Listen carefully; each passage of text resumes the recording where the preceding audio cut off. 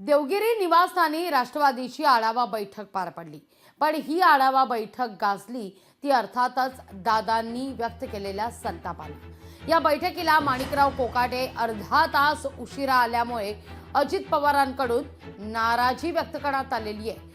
अजित पवार यांनी कृषी मंत्री माणिकराव कोकाटे यांना बेशिस्त वागणुकीवरून छापले अशी सूत्रांनी माहिती दिली आहे। सातत्याने माध्यमांमध्ये पक्षाला अडचणीत आणणारी वक्तव्य करणं, जनता दरबारला पक्ष कार्यालयात हजर न राहणं यावरून अजित पवार यांनी सुनावल्याची विश्वसनीय सूत्रांनी माहिती दिली आहे। या सगळ्याविषयी अधिक माहिती घेतोय आपल्या प्रतिनिधी मीनाक्षी म्हात्रे यांच्याकडून। मीनाक्षी, का अधिक माहिती या सगळ्या संदर्भात? दादांचा अंदाज अवघ्या महाराष्ट्राला माहिती आहे। दादा थेट बोलणारे आहेत, कणखर व्यक्तिमत्वाचे आहेत आणि आपल्या कार्यकर्त्याला सुद्धा आता आपण चुकीला माफी नाही असं त्यांनी पुण्यातच जाहीर केलेलं होतं गेल्या आठवड्यात। त्यानुसार उशिरा पोहोचलेल्या माणिकराव कोकाटे यांना देखील दादांनी आता कडाडून संताप व्यक्त केल्याची बातमी समोर येतेय। सूत्रांकडून कळतंय नेमकं काय काय घडलंय?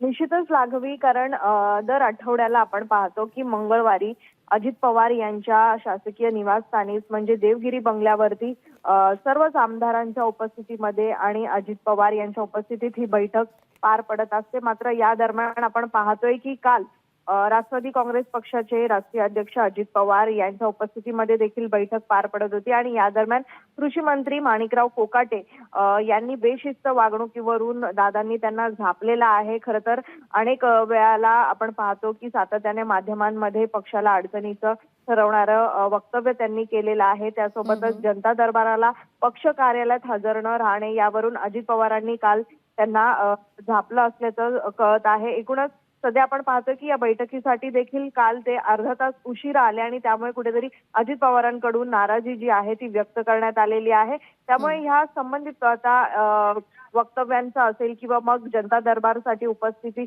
न राहणं या सगळ्याच गोष्टी धरून काल अजित पवार आणि माणिकराव कोकाटे यांना झापलेला आहे। त्यामुळे यापुढे माणिकराव कोकाटे हे आपल्या पक्ष कार्यालयामध्ये जनता दरबारासाठी उपस्थित राहतात का, यासोबतच जनतेचे प्रश्न कशा पद्धतीत सोडवतात आणि ज्या अडचणीत ठरणारे वक्तव्य ते करतात तशा पद्धतीवरती आता अजित पवारांची बारीक नजर असणार आहे आपल्या सर्वच आमदारांकडे। त्यामुळे यापुढे कोणत्याही आमदारांकडनं अशा पद्धतीचं वागणूक होत असेल तर दादा नक्कीच त्यांना ह्या संदर्भामध्ये आपण पाहतो त्यांची शाळा घेताना आपल्याला पाहायला मिळतात। त्यामुळे माणिकराव कोकाटे यांच्या बाबतीत देखील काल अजित पवारांनी बेशिस्त वागणुकीवरून त्यांना झापलेलं पाहायला मिळालं।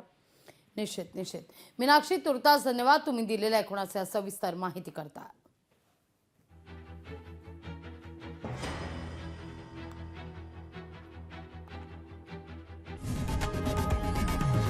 लोकशाही मराठी ऐका, पहा, जागरूक रहा।